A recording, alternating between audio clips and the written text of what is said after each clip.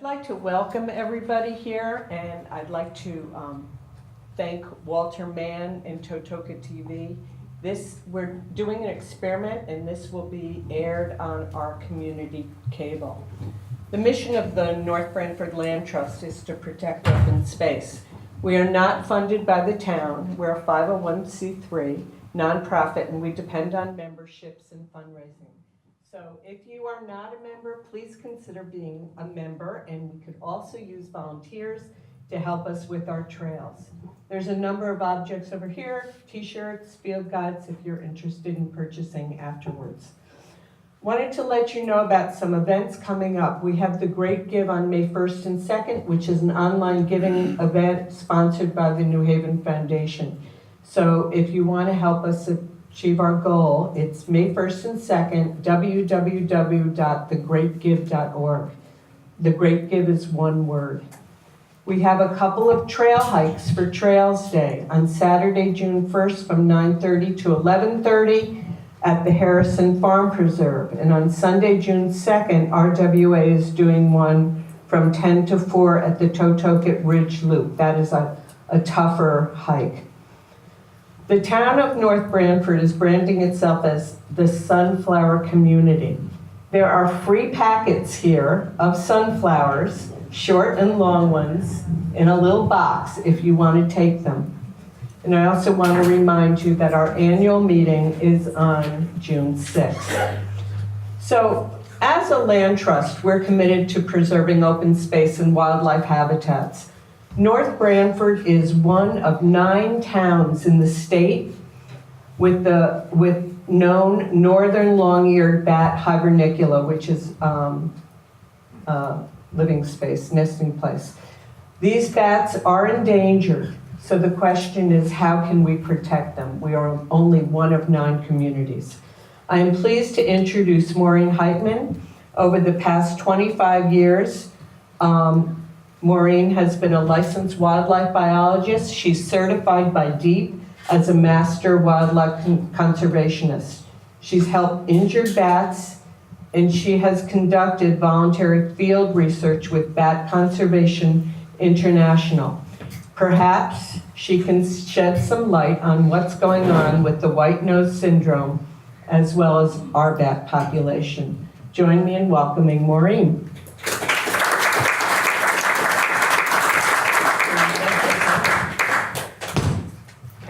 Testing, 1, 2. My son's a musician, so he does this all the time.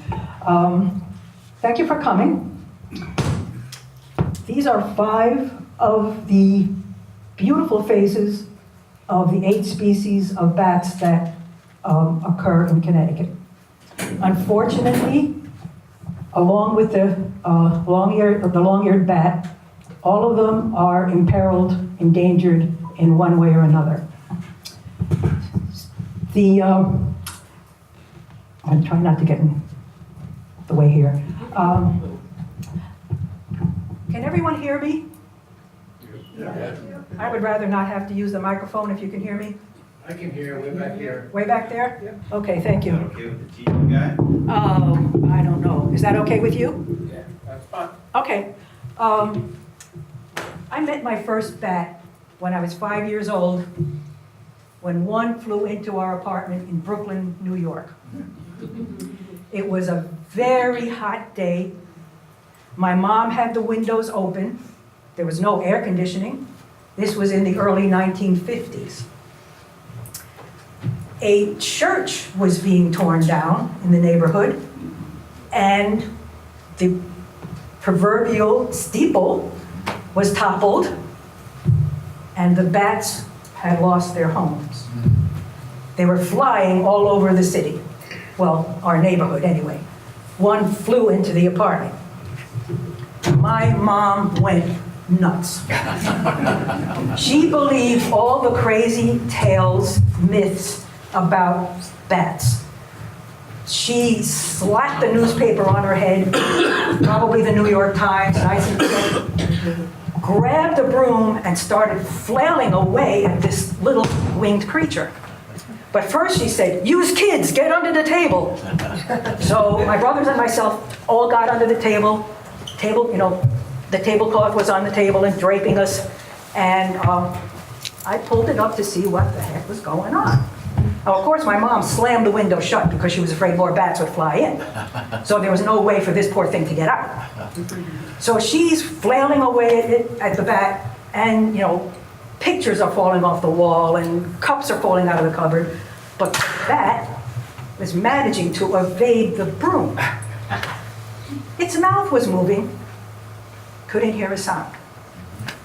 So I'm watching all of this craziness going on. It was like someone had thrown a hand grenade in the apartment instead of, this little flying creature.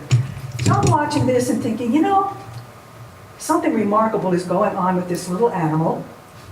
And for one thing, it's not attacking us because bats were reputed to be vicious and will attack people and, get tangled in one's hair. So I said, no, this bat is being attacked. So I crept out from our makeshift air raid shelter, crept over to the window, opened it, the bat flew out, and I fell in love. So I tried to find out as much as I could about bats. What are they really? What are they up to? How was this animal managing to evade my mom's broom? And, so, can we, oh, yeah, we're just going to go through this graphic here showing that these bats are disappearing.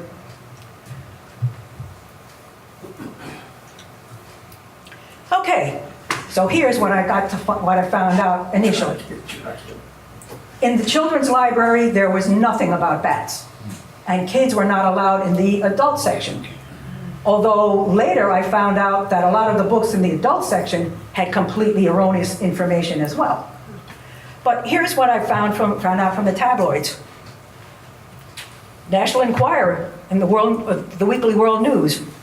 Bats invade household. Mother and children go mad. Woman bitten by bat gives birth to vampire. Of course. That's what you'd expect, right? That bats are vicious and spread rabies. We'll go into that later. Vampire bats suck blood like Dracula, and they're this big, or maybe even bigger. And bats are blind. And here we have Gary Larson cartoon. He was a great cartoonist. I don't think he's doing it any longer, but it says, "Criminy, I must have been tangled in some bimbo's hair for more than 2 hours." Okay, so at this point, I'm actually, and up here, was interesting. Bats with human faces captured in Vermont. They not only had human faces, but they were concert singers. They would give concerts. So I don't know whether the concerts were in echolocation so that nobody could hear them, or what they were, but it's news, and a lot of people believe this stuff. Here are some facts. There are 3 species of vampire bats. What I'm going to do is give you an overview of bats around the world, and then I'm going to focus on our local bats and the perils that they face for survival and how we can help. There'll be a question and answer period afterward. However, if you feel like you have a question that just can't wait, just raise your hand. Okay, vampire bats live in Central and South America. They don't suck blood, they sip it. They make a very tiny incision. The blood leaks out, the bat laps up the blood, but the bat also has an anticoagulant in its saliva, which keeps the blood flowing a little bit. It also has an antiseptic, so that the victim won't become ill or get infected from the bite. They're not huge or vicious, they're very small and shy. They like very dark nights, and they're very agile, and they will actually walk along the ground sometimes and jump up. If it's a cow or cattle that they're going to make the incision, they'll jump onto the animal's leg or some area of the animal, drink the blood, and jump off. Orphan vampire pups are adopted and raised by foster mothers. Those are baby vampire bats. Baby bats are called pups. Okay, okay. Bats are not blind. How many people think that they are, or thought up until this moment? They're not blind. They see very well. However, we'll go into this later, they use a very sophisticated sonar called echolocation to hunt, to navigate at night and hunt and avoid obstacles. Some bats, like fruit bats, such as fruit bats, don't use echolocation. They use eyesight and smell because they're not going after moving targets. They're going after fruit on the tree, so they need to see in color and have a good sense of smell in order to find the fruit that they're looking for. How many people think that bats will get tangled in your hair?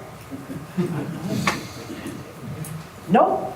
The echolocation I was talking about just a few minutes ago, a bat can detect something as tiny as a gnat or a mosquito. It's certainly going to know where your head is. And there's no reason that any animal on this earth would want to get tangled up in someone's hair. It just doesn't happen. I think that myth came about because we attract insects. A mosquito or a gnat or whatever might be circling us to get a meal from us, off us. The bat will detect the mosquito, come in close enough to target that, and then fly off. Getting tangled in the hair, no.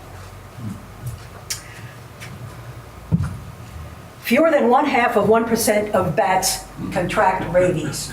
There was for the longest time, and I think it's still probably is believed by a lot of people, that bats are carriers of rabies, which sounds as though they're flying around shedding the disease as they go. When in fact it's extremely rare in bats, not that it doesn't occur, and there are two forms of rabies. There's the ferocious or vicious form, and there's the passive form. Bats rarely get the ferocious form. They rarely ever attack, whereas a raccoon or a house cat or a fox is more prone to the vicious form of rabies. So bats, a rabid bat will generally just go into a corner and die, and it often doesn't even spread the disease to its roost mates. So that is, but again, saying that, any mammal can contract rabies. So any wild animal that is easily approached should not be handled, should not be touched. Call the DEEP for help. And if it's a bat, I will tell you how to safely contain it, if you're willing to do that, and get it to me or another bat rehabber to see what's actually wrong with it. Because a bat can be grounded for a lot of reasons, not necessarily that it's ill. And even if it's ill, it's probably not rabies. But nevertheless, you don't want to take any chances. That's for sure. All of the cases, it's roughly one case of rabies per year. And it's usually because someone has handled the bat bit that person. The person thought, oh, this is such a tiny animal. The bite was, insignificant. And unfortunately, that was a rabid bat. And if the person doesn't get treated really quickly, it's almost always fatal. So, the point is, rabies is rare, but it can happen. So you don't want to mess around. Bats are not vicious. Bats are not mice with wings. How many people think bats are rodents? The Germans, apparently. Fledermaus, right? It's a lovely name, but no, they're not rodents. The order is Chiroptera, which means hand wing, because a bat's, the whole skeletal structure, but the arm and the wings are virtually the same in structure as a human arm and hand. Bats are closely related to primates, including humans. They're not at all, except the fact that they're mammals, related to rodents. Okay. Oh yeah, there's a mouse with a cape that looks like wings. Okay, so let's see what we have next. Oh my God, an angel.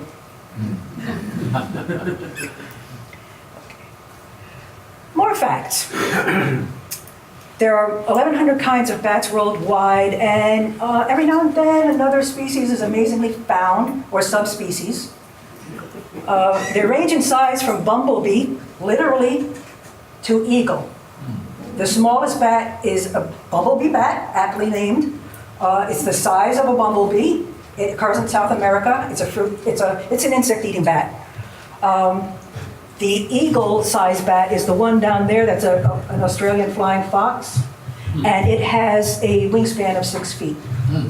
There are fruit-eating bats that range in size, and not all of them are that large. Some are quite small, but that is the largest. The white guys are tent bats. They're Honduran white bats, and they are white, and they make little tents in leaves, which serves as their camouflage, because the green, their fur reflects the green, so that they're not visible while they're hiding under the fronds, because they look green. The one on the top is an Epaulette Fruit Bat, and if you're familiar with the children's book Stella Luna, that's who Stella Luna is. Bats are the only mammal capable of true flight. Flying squirrels don't fly, they glide. Bats are not rodents, we went through this. And the suborders are Microcoroptera, which are the bats that occur around here, the smaller kind. And the Macrocoroptera, the Megacoroptera are the large fruit-eating bats. Our local bats are Microcoroptera. The family, they're called Vesper bats, which means plain-faced. And they range in size from a 6-inch to a 16-inch wingspan. And except for extreme desert and polar regions, bats have lived in almost every habitat on Earth for more than 55 million years. So folks, they know a thing or two that we don't. In fact, they know a thing or three that we don't. Working with these animals over the past 30 years, I have learned so much, not only about them, but from them. How smart they are, for one thing. How physically advanced they are. The maneuverability, the aerodynamics. There are lots and lots of birds, of course, and they all fly well, and they all fly according to their lifestyles. There is nothing on Earth as aerodynamic as a bat. They live in various climates where they're vital to the ecology of the region, no matter where, no matter what. More than 500 species of plants rely on bats for their survival, their existence, their survival, including a lot of the vegetables and fruits that we have on our dinner tables. They pollinate fruit plants, including bananas, mangoes, peaches, dates, agave, plants in temperate and dry forests. Fruit bats help to replant rainforests by dispersing seeds. Insect-hunting bats rid the world of countless numbers of pests, including disease-carrying mosquitoes and crop-destroying insects. All bats indigenous to New England and neighboring states are insectivorous. It is estimated that bats in the United States alone save farmers $55 billion a year in pesticide cost, because they don't have to use pesticides, and also they help with fertilizer. So all of you gardeners out there, doesn't matter what kind of gardeners, bats are vital to those plants. And there's a Pliocene, Eocene epoch of 55 million years ago, bat skeleton. They have changed very little since then. Of course, there are different species that have slight differences. But as a colleague of mine likes to say, Jerry Griswold. If you're perfect, why change? Okay, so here are faces for local places.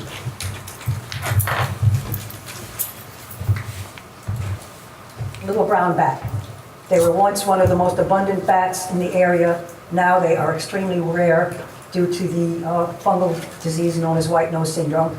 I'll go into that a little bit later. It's a big brown bat. And my colleague here, Eric, I'll introduce you to him later, is a big brown bat. He's a non-releasable, and I have a special permit from the USDA to keep non-releasable bats to display for educational purposes. He's not too thrilled about it, but he's pretty good about it. That is a hoary bat, which is an absolutely gorgeous creature. That is the kind that will often have the 16-inch wingspan. And although, like I said, bats are not rodents, it kind of looks like a chinchilla with wings. And the wings of that bat, as well as the one below it, the Eastern red bat, are like Art Deco works of art.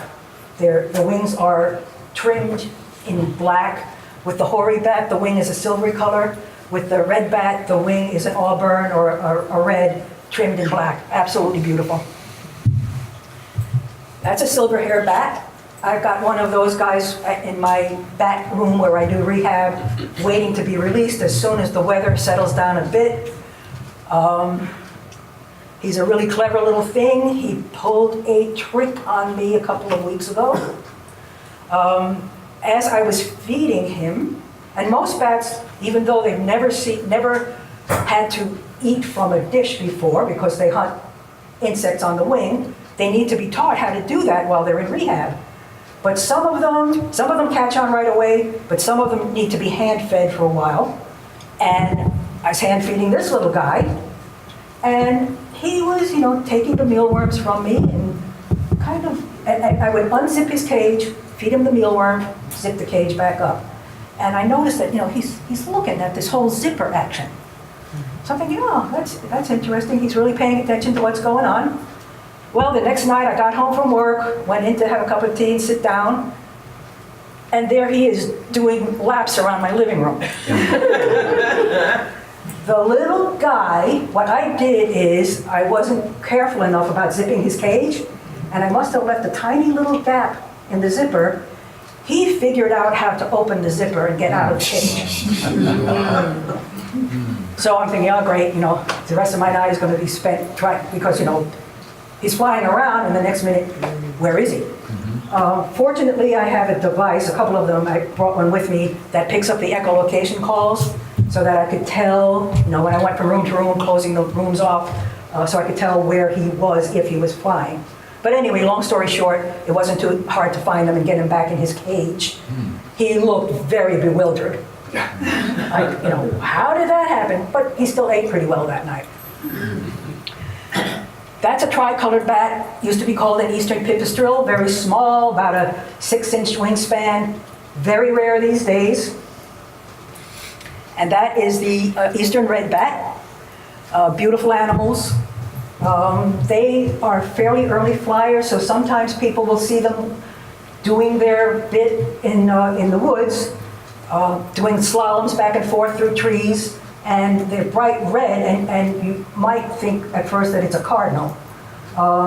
They're generally not as red as a cardinal. It's more of an auburn, a deep auburn or somewhat lighter, but they're spectacular creatures.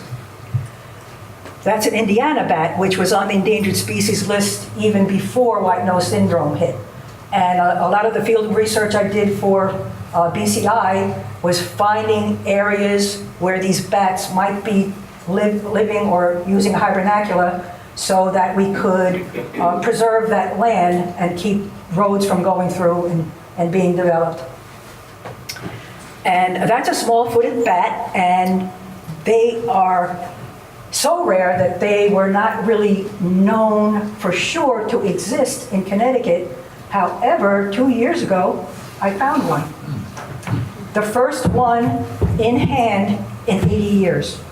So it established the fact that, yes, they do occur in Connecticut. And since then, I think a couple of acoustic surveys picked up some of the echolocation calls of the small-footed bat.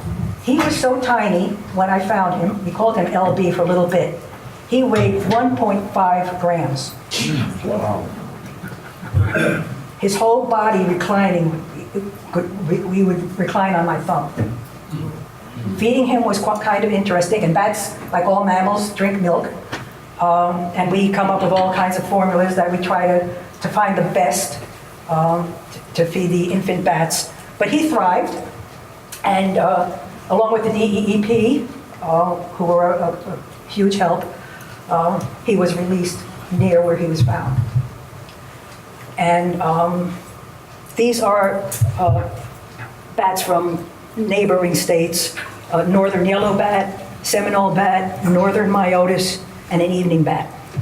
And these are all BCI photos taken by the founder, Merlin Tuttle. Echolocation.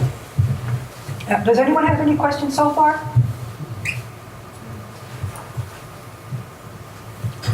That's a spotted bat. I did some tagging of them in Arizona. And that's a long-eared bat, but not a northern long-eared. That's a western long-eared bat. But I just wanted to show you the remarkable ears. So echolocation is the way bats see with their ears. High-frequency sound waves bounce off target objects and back to the bat's highly specialized ears. It's many times more efficient than systems developed by humans. There's no comparison at all. It's so finely tuned that a bat can detect an object as tiny as a mosquito while simultaneously avoiding collisions with obstacles, including your head. Although humans can't hear the echolocation calls of most bats, to the bat the sound is loud. To avoid deafness, the bat has a specialized muscle in its ear, which closes when the bat emits the signal and opens to receive it. After the target is identified as food, the calls increase until they become what's known as a feeding buzz. Now, all of this is happening in split-second timing. All of this stuff is going on and much faster. And as the bat gets closer to the target, it goes, just speeds up until it just sounds like bzz, and then you know the bat got the insect. And the bat, it doesn't just grab the insect. He or she will catch it in the tail membrane, flip it up to its mouth, and eat it that way. And that's why the flight looks so erratic sometimes. It's not erratic at all. The bat knows exactly what he or she is doing. Sometimes the insect is caught in the wing and scooped in. And sometimes they just grab it. So, bat talk. In addition to their echolocation, which is used for navigation and somewhat for communication, they also have a language that we can hear. An experiment suggests that young bats learn to use echolocation by eavesdropping on calls of more experienced hunting companions. In my flight cage, where the young bats, once they're able to fly, where they go before, it's like a halfway house before they're released. In the flight cage, adult bats of their species are there as well to teach the young ones how to use the echolocation. A lot of it, of course, is innate, but it's a tool, and they need to learn how to use it. And that's a free-tailed bat. They have a repertoire of distinct and complex calls. Studies show that at least some of those calls are composed of specific phrasing, close to what we call language. And that's from the University of Texas at Austin. There's a huge bat sanctuary, Bat World Sanctuary in Texas. And a lot of the research, the rehabbers and volunteers there years ago noticed that, the bats are talking to each other, And they noticed that depending on what one bat was saying, and they noticed how the other bats were reacting, they realized that, hey, they're saying, hey, get your elbow out of my ribs, or, move over, or I was here first, or, whatever they're saying.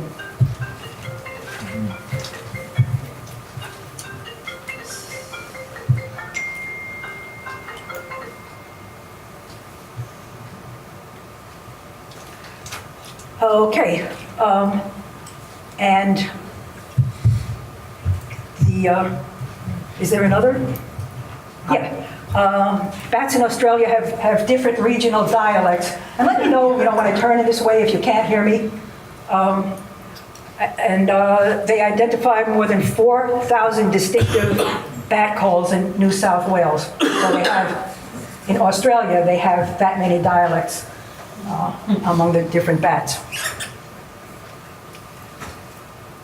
Upside down time, it's hibernation. It allows bats to survive they're no longer brutal winters, but our winters. During hibernation, a bat's metabolism slows way down. The heartbeat of a little brown bat can go down to 20 from 700. While they're flying, the heart beats 700 times per minute, while they're hibernating 20 times. It can stop breathing for 48 minutes. Not all bats hibernate. Some migrate to warmer climates, others do both.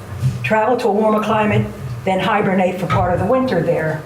The tree bats in Connecticut, which are the eastern red bat, the hoary bat, the silver-haired bat, they're migratory. That doesn't mean they necessarily go too far, but they can. Some do travel pretty far, some don't. Some just will stay pretty much in the area and hibernate under a tree bark or in a hollow tree or even in a leaf pile, whereas what are known as crevice bats are the ones that would generally go into a mine or a cave where the temperature is steady all winter long. They'll come out of hibernation when disturbed, which burns stored energy. A bat that's disturbed as few as 2 or 3 times in a winter may burn up all its energy reserve. And that is one of the ways that Wino Syndrome kills bats. It's a cold, loving fungus that attacks the bats while they're in hibernation. On chilly, rainy summer days, bats go into a semi-hibernation called torpor. Bats that live in warm climates ride out dry spells or lack of adequate food by going into hot weather hibernation called estivation or brumation, which is what reptiles do. They've evolved another simple way to conserve energy. They hang upside down. When they need to fly, they drop down. The circulatory system of these animals is adapted for this purpose so that blood won't rush to their heads. Their heart and blood vessels are modified to the upside down orientation to avoid blood rushing to the brain. So here we have, and also here we have, the human skeleton, the bat skeleton. So they're not rodents, they're more closely related to humans. We talked about that. So I guess we can go on from there. Any questions so far? How long do they live? It depends on the species. And again, there are 1,100 species worldwide. A big brown bat, like my friend Eric there, the longest held record of a bat in captivity is 34 years. Other species, less longevity, but again, those are bats in captivity. I think one in captivity was 32 years, but a tagged bat that was tagged by biologists, he was found alive after 34 years. So that was a wild bat that was found with the tag. Like some bats have tails and some don't?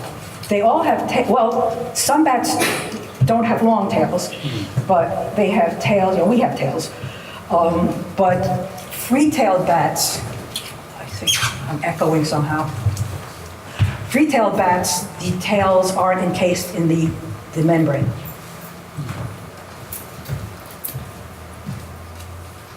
All right, courtship and reproduction. Bats around the world display different kinds of courtship. Some sing, some flutter their wings. Our local bats are a bit less showy, but they're not shy. What they do is go to what are called swarming sites, where they kind of party down, and shortly afterward they go into hibernation. The female is inseminated, but gestation it's delayed implantation. Gestation doesn't take place until the following spring, late June, early July. Late June and early July is when the pups are born.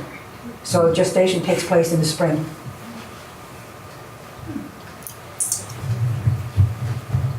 Yeah, this is what we were just talking about. When they get together, it's known as a mating swarm. And I've been in areas where this partying takes place, and it's pretty remarkable. And that's where a lot of the bats are caught to find out what species, age, sex, et cetera, et cetera. And they are caught in what are known as mist nets or harp traps. And the bats are not harmed. But in one night, long ago, this would probably no longer happen, and I'm not out in the field any longer. I'm 70 years old and kind of, my bones creak. But we would collect thousands of bats a night. Most bats give birth to one pup a year. Again, they don't produce litters. Most bats have 2 pectoral mammary glands, just like humans. Some bats do give birth to twins. The red bats and hoary bats sometimes give birth to triplets and even quadruplets. But most bats, it's a single pup or twins. Mexican free-tailed bats will find, I think we have a graphic, but where they are, that's a cave wall. All of those are bat pups. And there are, in some places, there are millions of baby bats. And the female bat, they're all placed on the cave wall while the female bat is out hunting. And when she comes back, she has to find her own kid among all of those squirming little bodies. And to us, they all look alike, but the female finds her baby because when it's born, they call to each other. And she knows the baby's scent.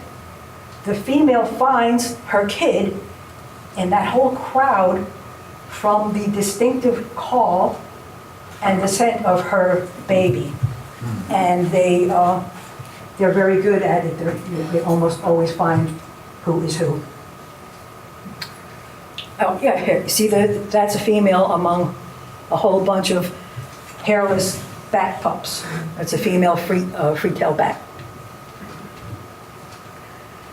Okay, so we're going to talk about guests now. And if anyone wants information about bat houses, I'll talk about that a bit. Or if they have bats in their attic and don't want them there, I always urge people that if they're not causing any problems, just leave them be. A lot of people have bats in their attic and don't, for years and years and years, and don't know it until maybe one day repairs have to be done.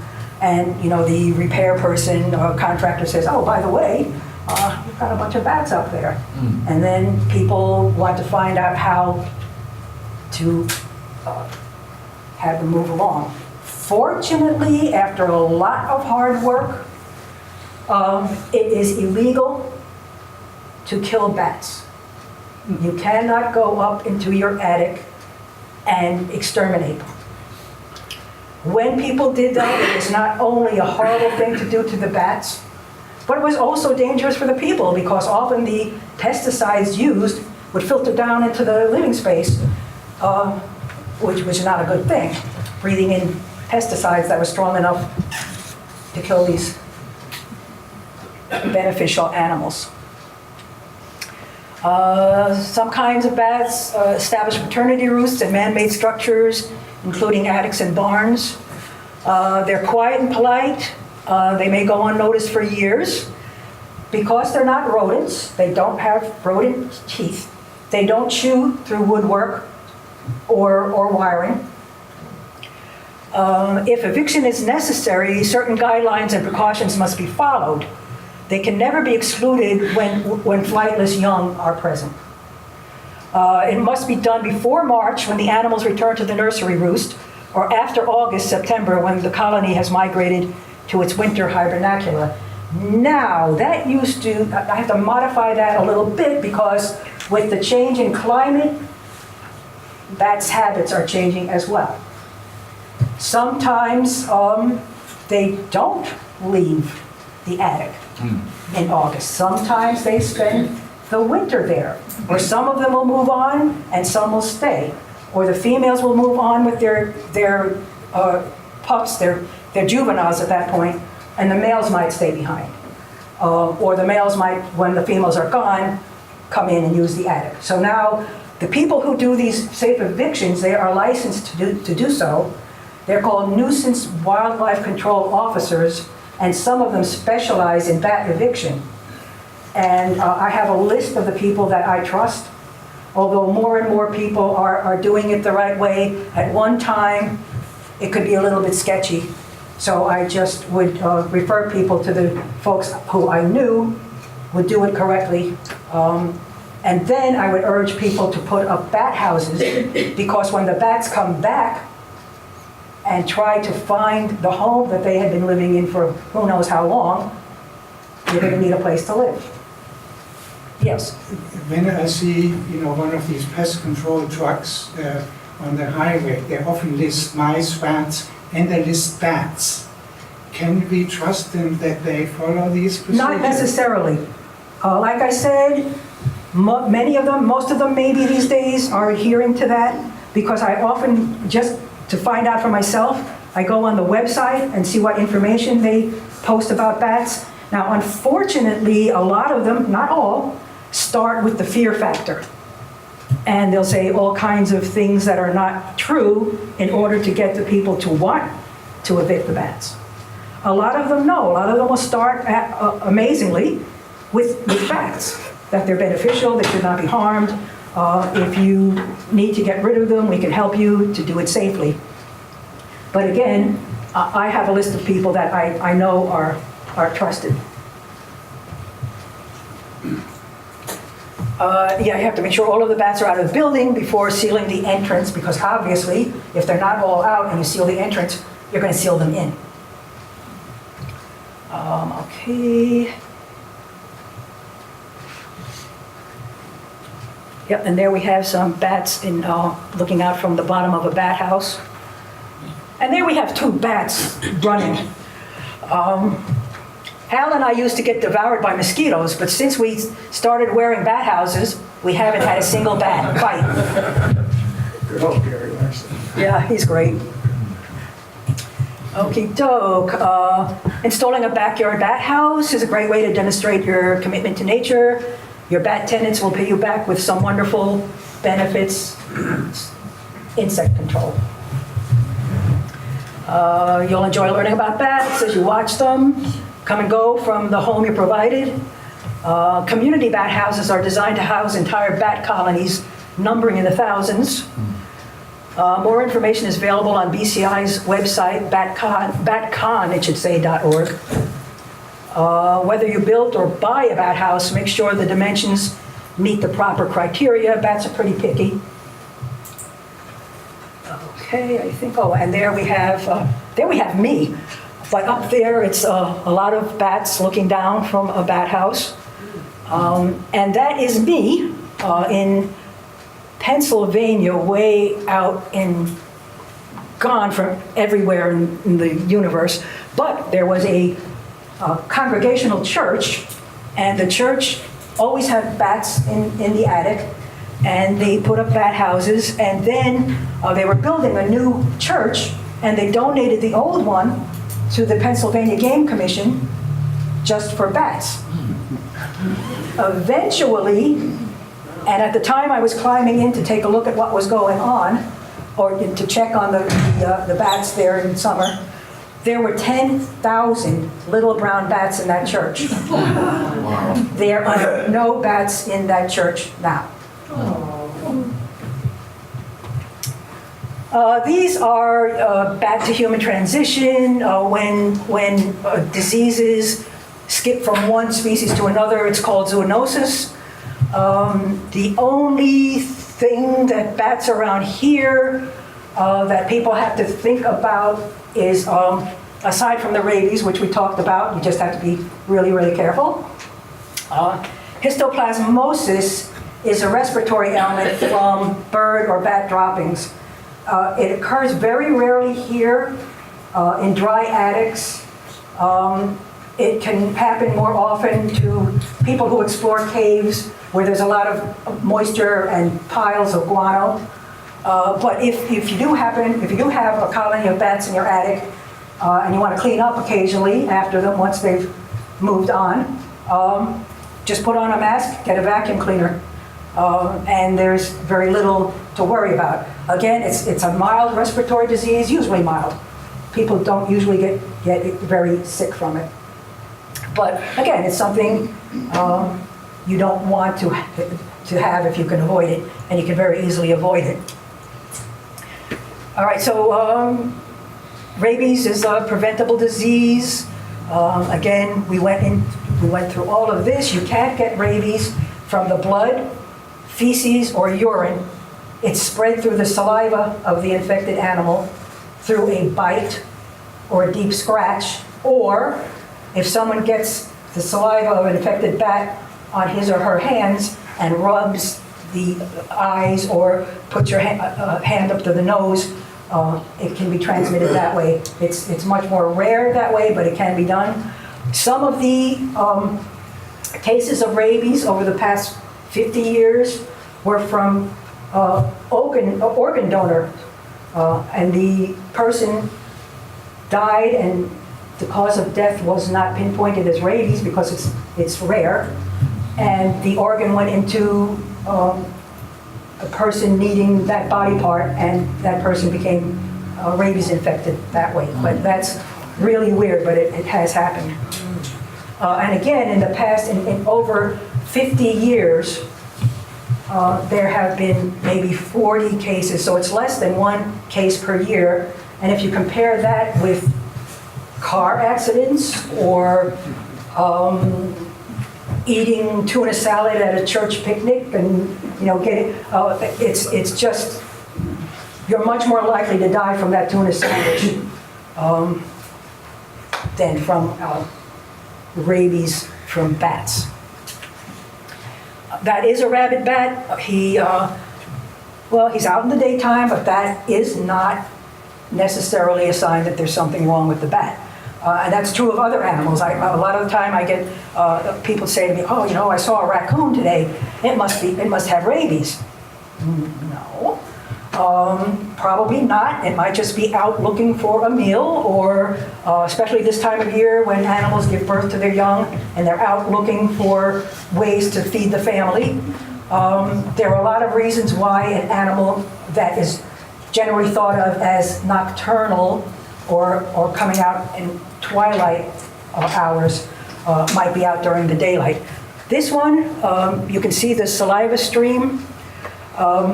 Rabies was also known as hydrophobia, which means fear of water. But it's not that the animal feared water, it can't drink because at a certain stage, the throat constricts and the animal can't swallow. Seeing raccoons or other wildlife that might be out in the backyard, if they're staggering, if they're making weird vocalizations, then something is wrong. Not necessarily rabies. There are other diseases that might present that way, but it certainly could be. And that is time when you might want to call the animal control officers and at least report that the animal's around. Any animal that can be easily approached is much more likely than others to be sick, and it may bite if handled. Now, I said bats are not vicious, and that's true. However, what would you do if some great big giant thing grabbed you? You'd try to defend yourself, right? The only way the bats can defend themselves is first they might try to spread their wings and look bigger. Then they'll open their mouth and they might vocalize or they might not. Or very likely they will bite in self-defense and because they're really, really scared. So, one does not handle a found bat. Get in touch with the EEP. The EEP will get in touch with a wildlife rehabber. Okie doke. With proper education, the presence of bats does not pose public health conflicts. For example, approximately 1.5 million Mexican free-tailed bats live under the Congress Avenue Bridge in downtown Austin. A well-publicized tourist attraction. The bridge bats attract tens of thousands of people each summer to watch the bats emerge, and no human case of bat-transmitted rabies has ever been recorded in Austin or the surrounding communities. And that's Congress Avenue Bridge. There are other bridges in Austin also that have bats living. It's a remarkable sight. I was there just this past September. And they're flying. They're early flyers, just before twilight. So now we'll get to the threats. And how much time do we have? Does it matter? I don't think it matters. Okay. So far, any questions? Yes? I have a beehive in my backyard. Yeah. And I've had it there for a few years. So would if we put up a bat house, would they tend to attack the bees? They will not attack the bees. Really? The bees might attack them, not on purpose. A honeybee probably would not. Sometimes when wasps or hornets get into a bat house, that can be really bad for the bat. But no, the bees won't bother the bats. Nevertheless, I wouldn't put the bat house too close to the hives. Yeah, I wouldn't either. But no, they know what a bee is, and they're not going to. And they tend to fly at night? Yeah. Around here? Right. Bees Bees They don't don't. ever fly at night. So you have, this is kind of a side, but you're having luck with your hives? What's that? You're having luck with your hives? Yeah. Good, good. Sometimes. Not every year. Every year. Yep. Yes. That's a question. I remember seeing one time a female bat with a young one at her breast, Uh-huh. but was down on the ground or somebody had come out of a barn. Can they get back into the air easily enough with that? Yeah, not really easy, but a lot of people think that bats can't take off from the ground, which isn't true. When the bat has the extra burden of a pup, it's a little bit more difficult, but they can lift off using the wings and up. It looked difficult. So. One of the years ago, before I got my rehabber's license, I found a bat pup. It was a hoary bat pup on the ground under a tree. And at the time, I didn't know what kind of bat it was, but I knew it was a bat, and it was a baby. And it was calling, squeaking. It was in distress, so I picked it up, brought it into the house, and I got a glass terrarium and put a blanket on the bottom and put the baby bat on the blanket. I put that next to a window with a screen on it. And that night, Mama shows up, clinging to the screen. I said, wow, okay. So what I did is I draped the towel or the cloth that I had over the side of the terrarium. I opened the window. She came in, grabbed the kid, and took off.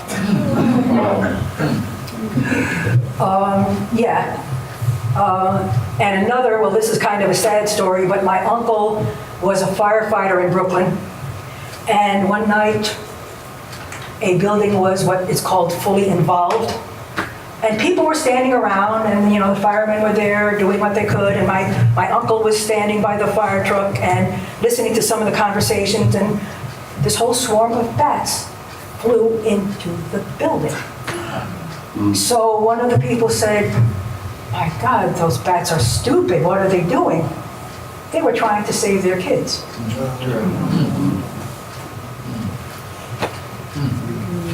Threats to bats. Now, folks, before we go into the other stuff, well, let's see what we've got here.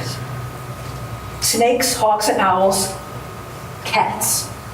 How many people have pet cats? Do they go outside? Sometimes. They are a disaster to wildlife of all kinds. They don't care whether it's an endangered species or not. If it's out there, smaller than them, they'll kill it. And they'll do it over and over and over again. They don't have, a lot of people say, oh, well, that's natural. No. First of all, they're an invasive species. I know you don't think of cats as that, but they are. They do not have the checks and balances of a wild predator. A wild predator kills because it has to eat. It doesn't waste the energy. It doesn't waste the resource.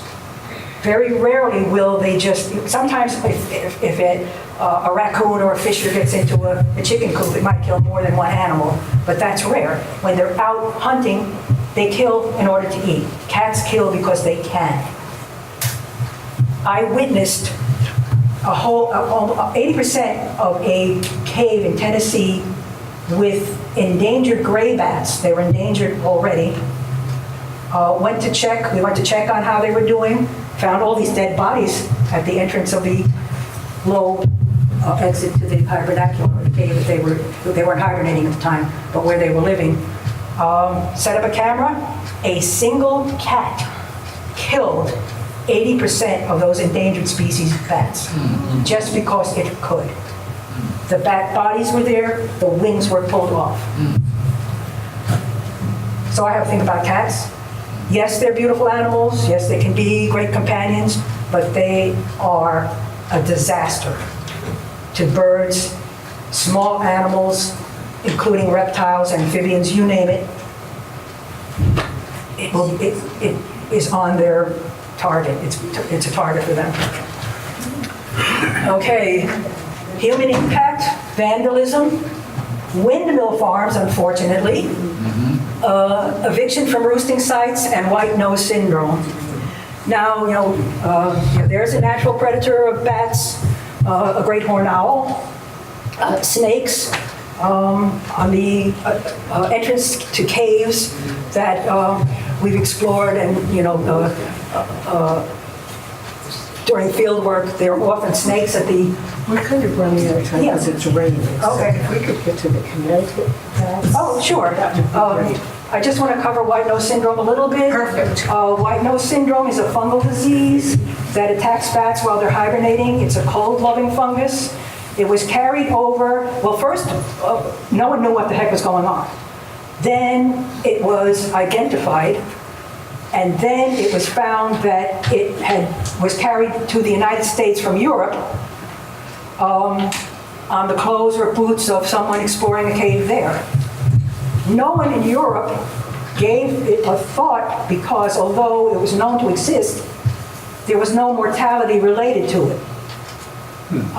Because the bats co-evolved with it. They had a resistance or an immunity, just like we have immunities to certain diseases or resistance to colds. We get sick from a cold, but we don't die. Whereas when the Europeans came over to North America, if someone had a cold and it was spread to the Native Americans, those people had no resistance and they would die from a cold. It's the same thing. So since 2006, when it was discovered in a cave in upstate New York, it has wiped out millions and millions of bats. The estimate is between 6 and 9 million bats, and it keeps spreading. It's in 25 states. It was recently found in Texas, which is unfortunate because being a cold-loving fungus, there were hopes that it would not spread that far to warmer climates. And it's in 5 Canadian provinces as well. Okay, we went through the predators, so we can skip that. A good way to help bats is if you have a cat, one simple way, keep it indoors. Okay, I was talking about that cave in Tennessee, so we can, habitat loss, we all know what that is, destruction of forests. And windmills, unfortunately, also take a huge toll on migratory bats. No one can figure out why. Windmill companies are working with biologists and conservation groups to figure out how they can cut down on the mortality rate, and they have figured out some strategies for doing that. So it seems that no matter what we try, and some renewable energy, something as wonderful as energy from the wind, has these unexpected, unfortunate. So these are glue traps, and they're horrible things. And people put them out to catch mice in their house or rats. They catch every other thing also. And mice and rats don't deserve to die this way either. I don't care what anybody thinks about them. No living creature deserves to die in this torturous way. But all kinds of garden supply places, or a lot of places sell these things. I wish they did not. So no glue traps, folks. Also, pesticides are dangerous because they cause secondary poisoning. Any animal that eats a poisoned mouse or rat will also die from the poison. Owls, cats will also be poisoned. Okay, here we have Wino Syndrome, and that unfortunately is I believe it's a little brown. That's a Pipistrelle up there with Wino Syndrome. Okie doke. It's causing the steepest decline of North American wildlife in the past century. 100% of bats have died at some sites, including caves in New England and New York. It's got its name because of the telltale fungus on the muzzle and other parts of the bat's anatomy. It also causes lesions in the wing membranes. The mutant form of the disease was isolated and renamed, and I'll just say that we call it PD because that's a real tongue twister. 5 local bat species, including the endangered Indiana bat, have been infected. The tree bats are more resilient to it because they don't necessarily go into caves to hibernate. A lot of them will use hollow trees or tree bark. Some of them do go into the caves, but it's more of what are known as the crevice bats that fall victim to this. More than 6 million bats have died, and again, I did this PowerPoint a while ago, so the number is up from there. And the number of insects consumed by 6 million bats is around 4,200 tons, the weight of 54 full-grown elephants. Bat-to-bat transmission happens, but humans also can carry from winds from infected sites to clean sites. So that's why I would really like it if people would no longer explore caves, although that's, would be met with a lot of resistance. Winds have spread rapidly throughout the eastern United States. It has been known to spread 450 miles in a single winter. It's now documented in 29 U.S. states and 5 provinces. And it's still on the move and recently found in Texas. And here are a bunch of dead bats outside of their hibernacular. When they are infected, the fungus causes irritation, which causes the bats to wake up. And when they're awake, they try to drink or get something to eat. They'll fly out and they'll die from starvation or the cold. Also, they use up their crucial fat reserves, and it also causes damage to a lot of the wing membranes. Bats that have been rehabbed recover, and they remarkably, fairly quickly, the membranes heal. Even with damage that you would think it would never happen. The damage that looks like it's a shredded umbrella on the wings. But they have a remarkable way of regenerating that tissue. And here's a map of where it is and where it's spreading to. And again, how it started. It's estimated to be insectivorous bats are worth $74 an acre.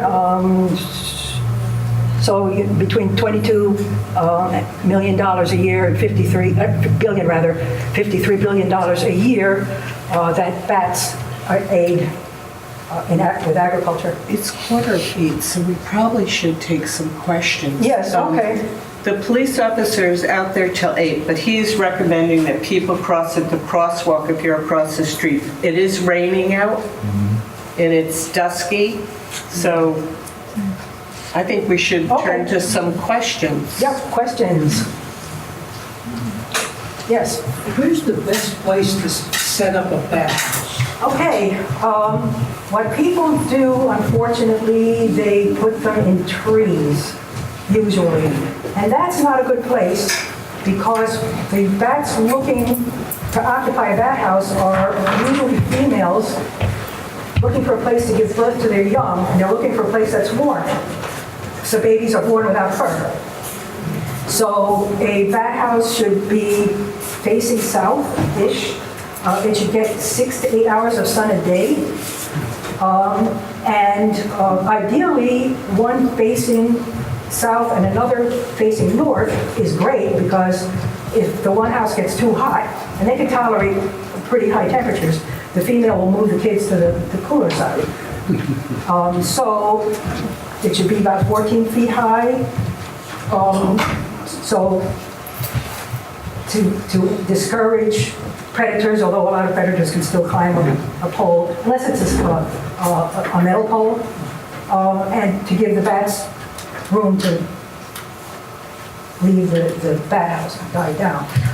Anyone who wants information about bat houses, where to buy them, or the proper ones to build, or how to install them, I have cards here.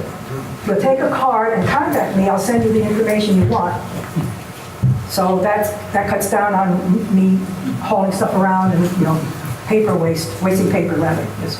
When you rehab them, Yes. do you keep them separate, the different kinds? Yeah, very good question. Yes. What I do is, because when they're well again, and hopefully they do get well again, not always, they are better off if they're released where they came from. So, here's Eric.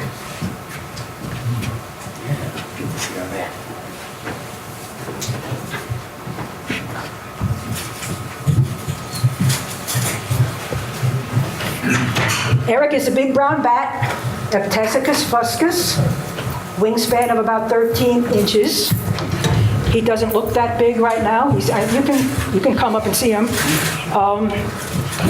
They're kept in these butterfly cages with a tag saying where they came from, the sex, the weight when they came in, and I keep a record as I go along to make sure that they're actually gaining weight. But then I have a much larger cage where all of these are lined up because they're animals that like to communicate with each other. The word social is sometimes used, so they can be separate and at the same time know that they have company. And I mostly have big brown bats right now. I have only one silver-haired bat, but all the rest are big brown. I successfully released 5 a couple of nights ago. Yeah, it was mentioned at the beginning of the presentation that North Branford is one of 9 towns that has a bat cave. Where is that in our town? I do not know, and those who do know won't want people to know. They house the northern long-eared bats, which are very, very rare. So the sites where they are, they're kept secret. But it's great that they're here.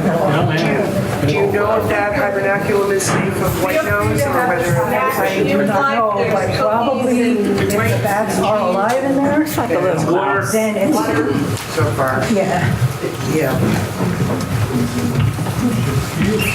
Eric is very photogenic.